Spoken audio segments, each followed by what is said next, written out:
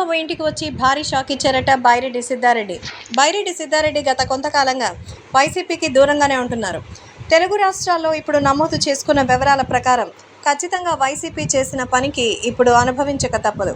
ఇప్పుడు నిజంగానే YCP party ఇంటికి వెళ్లాల్సినటువంటి పరిస్థితి వచ్చింది. తెలుగుదేశం పార్టీ అఖండ మెజారిటీ సాధించింది. దీంతో వైసీపీ పార్టీకి మరి పోయే రోజులు వచ్చేసాయని తెలుగుదేశం పార్టీ కార్యకర్తలు గట్టిగానే ఉన్నారు.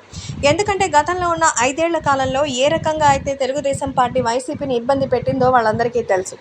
ఇప్పుడు ముఖ్యంగా బైరెడ్డి సిద్ధారెడ్డి కూడా ఇప్పుడు తెలుగుదేశం పార్టీలోకి జాయిన్ కాబోతున్నారని, అందుకే ఇక్కడికి రావడానికి ప్రిపేర్డ్గా ఉన్నట్టుగా అయితే తెలుస్తోంది. ఈ నేపథ్యంలో బైరెడ్డికి సంబంధించిన విషయాలు చూసి వైసీపీ వాళ్ళు ఆదరిస్తారా, వెల్కమ్ చెప్తారా, లేదంటే మిగతా వాళ్ళలాగానే పొమ్మంటారా అన్నది మాత్రం చర్చనీయాంశంగా మారింది. ఏది ఏమైనా రాష్ట్ర వ్యాప్తంగా మాత్రం బైరెడ్డికి సంబంధించిన విషయాలు తెలిసి అందరూ షాక్లో ఉన్నారు.